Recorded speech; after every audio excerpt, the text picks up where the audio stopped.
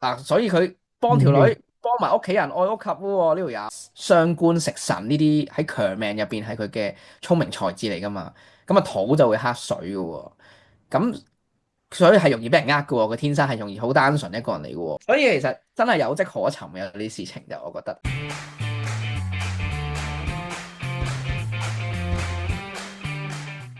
大家好，歡迎嚟到玄學研究所，我係所長 Jason。咁啊，今日我哋繼續有幾位成員一齊同我哋傾偈啦，大家介紹下自己先。Hello，大家好，我係 Krista。嗨，我係 Stanley。Hello，我係 Jessica。Hello，我係 Albert。大家好，大家好。咁我哋嚟緊有個新節目啦，就係叫玄學頭條。咁我哋會睇下你呢排有啲咩最新最熱爆嘅話題啦。咁我哋可以用下玄學嘅角度去探討一下，有冇啲議題可以分享俾大家嘅。有啊，錢財女人呢排最 hit 就應該係台灣嘅 Andy 老師啊。Andy 老師作為一個之前佢有個同 X 開嘅情侶頻道啊，過200萬嘅 subscriber，但係咧佢竟然係出緊月薪制啊，外幣5萬5一個月。作為一個100萬 YouTuber，享受緊呢個唔到呢個應該有嘅福利啦，只能夠話係啦。又慘啦，詐騙啦呢壇嘢直頭係陰公到冇乜再陰公嘅真係。係啊，我覺得似故仔係 KK 園事件。個個個故仔係慘過 點樣 KK 嘅咧？係啦，點園啦。樣爆出嚟嘅咧？係啊，呢單嘢係點樣爆出嚟嘅咧？呢單嘢咧就試完咧，佢就阿 Andy 老師就同佢嘅 ex 分咗手之後咧，咁就開始想將啲頻道嘅財政開始釐清啦，大家分翻莊咁樣啦。誰不知咧，佢哋嗰邊就話：誒你冇股份個，都得25%股份嘅啫喎，喺條頻道度。咁仲要你係只係一個小股東啦，因為佢哋全家人啊，即係佢前女友一家咧，掌控咗75%嘅股份啊。咁所以而家就佢哋就話踢埋佢出股東嗰度，就想全家 X 嗰個全家獨吞埋佢條頻道。咁開始佢就覺得唔對路啦，就要攞出嚟講啦。咁就開始掀起呢個非常之hot topic 啊，簡直就係呢排就呢個都大家唔係唔對路咁簡單嘅，佢唔我覺得係覺得唔有少少早有預謀嘅。我聽聞就係佢哋喺好後期啊，先至開始成立咗一間公司，然後無啦啦啲股份係咁樣分咯，所以我唔知係咪早有預謀嘅呢件事。誒，我有睇懶人包嘅呢壇嘢，係啦，話說咧就係佢哋好似係14年搞呢個頻道啦，叫重量嗯，級，跟住咧佢哋搞咗大約年零左右啦，around 我諗好似15年搞嘅，就年零度啦，咁啊開始覺得哇幾好受歡迎喎，咁因為稅務嘅問題啊，因為始終你做 YouTuber 係冇乜 expense 噶嘛，成件事情開始有業配收入，咁就覺得喂搞唔掂，開間公司啦，開始真係，因為啲錢多啦嘛，開始你冇理由下向個人賬戶噶嘛。跟住好啦，開間公司之後，跟住好啦，佢又揾着外母啊，哎呀外母啦，即係佢女朋友個媽媽啦。點解揾着佢啊？因為啊，原來媽媽好叻嘅喎，識會計嘅喎，好多會計知識，識慳稅嘅喎。咁呢個媽媽真係叻啦。開公司嘅咧就同佢講，嗱，我就佔50%成間公司，你就佔25，我女就佔25，即係佢哋姓張嘅佔75，係咪先？咁佢得翻25。咁可能啦，因為有人解釋過嘅係稅務嘅問題，因為咧原來咧。佢哋註冊嘅地址咧就係阿爸爸，即係張爸爸個註冊個公司地址嚟嘅。公司地址係一間紙廠嚟嘅。咁佢可能玩呢啲咁嘅啲數調嚟調去啊，跟住使 expense 啊嚟慳稅咁樣有機會，所以咁樣 sell 到佢嘅。因為佢唔係蠢嘅，我相信絕對唔係蠢得晒嘅，冇理由咁樣嘅，係啦。但係當然啦，亦都有人講過話，擺到明咧。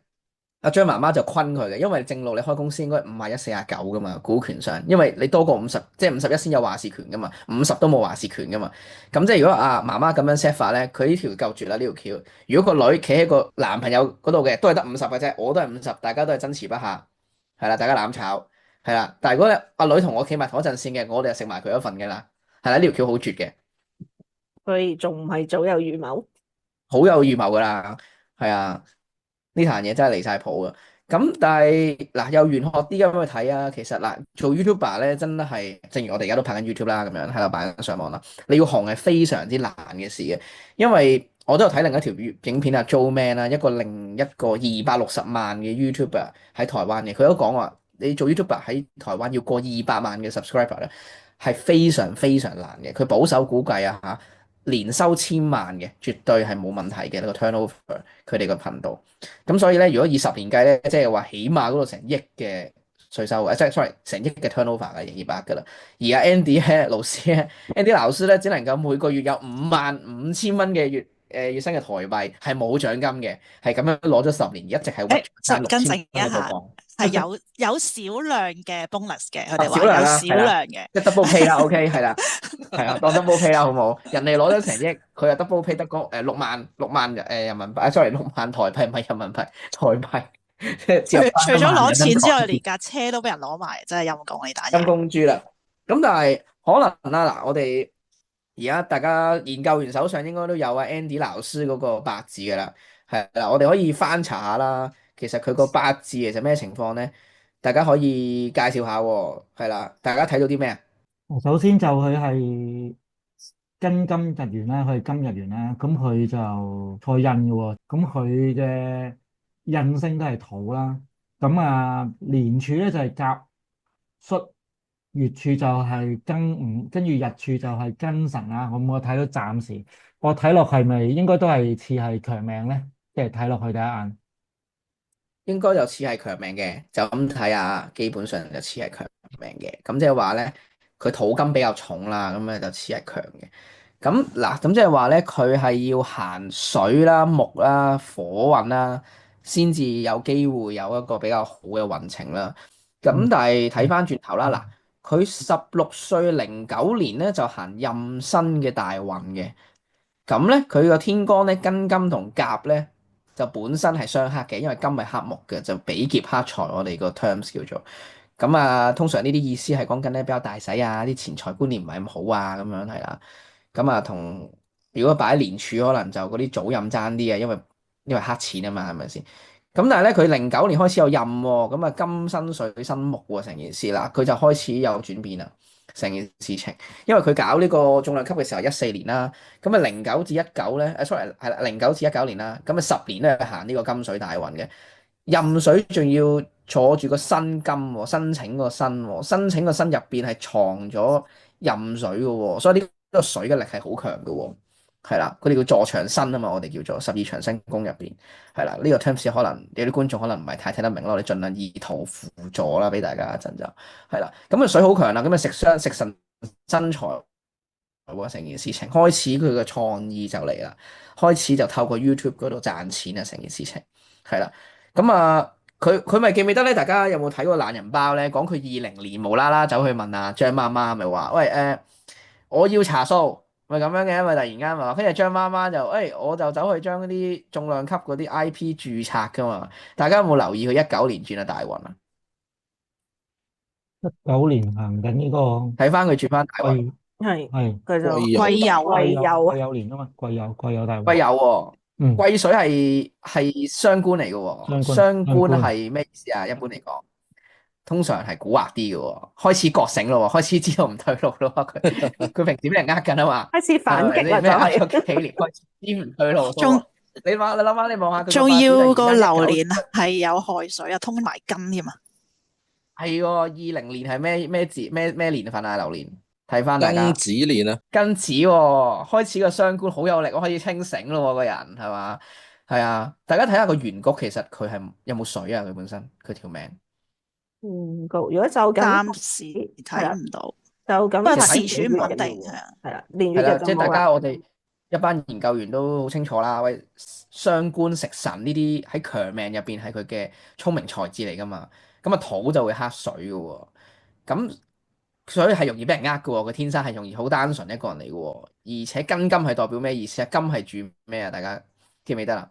義氣啊，所以佢幫條女幫埋屋企人愛屋及烏喎，呢條友係嘛？喂，真係義氣不能分真係財啊好人喎，我都好想認識呢個人喎。變咗義氣啊，所以其實真係有跡可尋嘅有啲事情就我覺得，所以嗱，如果 Andy 老師講嘢，信唔信得過咧？睇八字，大家就開始有啲眉目啦。你覺得佢講嘢真定假啦？係咪先？呢好條友兄弟嚟嘅，兄弟嚟噶，呢條友講嘢堅㗎，呢條友好單純㗎大佬。講義氣嘅啫，講義氣嘅啫。係啊，一定係俾人恰到上心口先頂唔住拍條咁嘅片出嚟，咁亦都事實係嘅。係啊同埋佢比劫克財係咪即係佢嗰啲親朋好友比較容易攞走佢啲奪走佢奪走佢啲財富。搞有錯啊！你睇下邊個拎走嗰啲錢啊？啲人渣啊嘛，就係我哋身邊嗰啲合夥人啊，係嘛？比劫可以叫做合夥人噶嘛，佢同人哋夾份做嘅，係嘛？比劫分財喎，本身係嘛？即係話強命就唔好同人夾份做生意啦，簡單講。盡量又小心係啦，即係個形式合作形式就小心啲啦。起碼都 make sure 自己攞翻51先啦，percent 嘅股份。係啊，冇有錯啊，係啊，舐晒嘢呢壇嘢啦，佢都算蠢唔晒嘅，有啲嘢忽然間清醒19年行個癸酉大運，跟住轉一個甲子年啊，sorry庚子啊20年嘅庚子，忽然間清醒，我就去問阿 Chen 媽媽喎，喂，你攞去查數咁啊？係啊，咁多年都唔查，突然間識查數，係啦。唉，不過佢呢個人太重情重義啊！睇下你都睇到啦，大家見到佢金重土重辛金係咪？跟住幾就啊張嘉玲就佢個 X 係咪先？所以一直其實點解咁多年都唔出聲啦？係啊，其實因為點解？因為佢行水運嘅時候，佢好錫老婆啊嘛，食傷身材係啊，錫老婆啊，成件事情嗯係啊，所以佢都唔出聲，一直都冇散都冇出聲，一直散咗先出聲。同埋都睇得出佢真係上年分手喎，又係啦，點睇咧？睇下個夫妻宮都有自刑嘅情況啦，有係喎，上年我哋行咩啊？甲辰喎。入神。有神神自刑啊，見到佢都好，夫入夫妻選宮就係日柱下邊嗰粒啦，所以兩個。係啦，庚辰喎，我哋入邊自刑入邊其中一 part 就係講緊神係會自刑喎，即係自己傷害自己喎，講緊係啦。簡單講，大家係咪咁咧？即係26年去行緊，sorry，26歲2019年嗰條大運柱行咗個比劫就克財啦，第一，跟住又神自刑，係咪應晒咧？流年大運一踏落24年嘅時候，會唔會係咁樣咧？嗱，其實最緊要我覺得啦，第一樣頭先阿 Jessica 講嗰個姻緣先啦，因為大家都關心啊，上次我哋都講姻緣啊嘛。其實神啊，如果睇翻轉頭咧，大家記唔記得張嘉玲同呢個 Andy 老師係幾時生嘅？應該係上年嘅10月度嘅。呢個24啦，即係簡單講。24 24年24年嘅大約9月10月度嘅。咁咧，你哋留意翻啦，神自刑咧本身已經咁跟住嚟個甲戌月喎，神戌係衝嘅喎。嗯刑再衝喎，係啊，即係注定散硬嘅咯，呢壇嘢佢一定有個好，一定散嘅呢壇嘢佢，好大機會有個機遇，係啊，刑再衝就通常就好大鑊嘅。我哋都可能補充少少，點解我哋會講刑衝？其實因為咧，夫妻宮呢樣嘢點睇，就係頭先講咗啦，喺日元之下嗰個日支就係夫妻宮啦。咁同埋男女都有分別睇，即係男仔就睇財星係睇老婆啦，或者女朋友啊嗰啲啦。姻緣啦，咁女仔其實就睇翻佢啲官殺啦，就睇男性嘅姻緣啦咁樣嘅。咁所以我哋通常如果揾佢哋嗰啲情感上嘅變化咧，我哋通常就望一望佢個所謂嘅夫妻宮，即係日元下邊嗰粒日支啦，睇下有冇啲刑啦、克啦、衝啦，咁就睇下佢同埋合啦，合就可能會好啲啦，即係可能有個戀情發生啦，或者各樣嘢啦，咁或者睇翻佢個財星有冇受傷啦，都係可以睇到佢會唔會有啲即係可能感情上嘅變化咁樣咯。有啲端倪啊，冇有錯，即係證明佢呢壇嘢一定要散嘅啦，呢壇嘢冇得散硬噶啦。佢唔散都攞唔翻啲錢啊，真係係啊，佢而家即刻上翻203萬啊，嗰個 subscribers。好誇張，佢喺幾日之內啊，幾日之內上好似咗。係第一個人用咗48小時成功可以將呢一個 subscriber 由唔知30-40萬谷到上200萬咯。好誇張真係，用咗48小時。民眾嘅力量啊，希望還翻佢個公道俾佢。而家成為台灣之光啊！大家全台灣都支持佢去討伐呢一個張家，係啊。跟住佢記得最慘係好似話張嘉玲個哥啊，阿哥就話好似話聽聞話啲錢我賺翻嚟嘅，真係我只賺㗎啲鋪頭，佢有間鋪頭㗎嘛，咩嘉玲哥哥咩烤雞店啊，跟住好似話有5-6間分店嘅，但係而家俾人杯葛。跟住好啦慘，佢話救命喎！我真係只賺錢㗎，我仲要養啲員工㗎，大佬唔好搞我嘅就話好慘，跟住係啊。但係都有人爆料啊，佢阿哥唔知之前有叫啲出邊幫手做 social media 之後話會分錢，但係後尾冇分到咯。即係後尾大家就發現佢哋全家都有呢個騙子嘅傾向咁樣咯。就嘢冇人講，一講就咩都講晒出嚟啊！係啊，經過唔賣旗都攞俾人講埋啊！即係而家呢啲人蛇鼠一窩啊嘛，呢啲叫叫做賣旗，即係舉個例，台灣有冇旗賣嘅？即係咁講啫。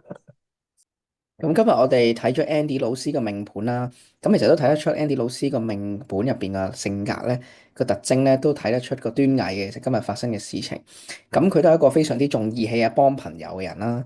咁你都會見到其實個土比較重啦，即係容易真係會容易俾人呃嘅，容易因為太單純啦，即係變咗係啦。咁你都睇到天光嗰度咧，佢比劫真財嘅情況啦。如果同人哋夾錢啊，即係做生意咧，真係容易俾人呃錢嘅。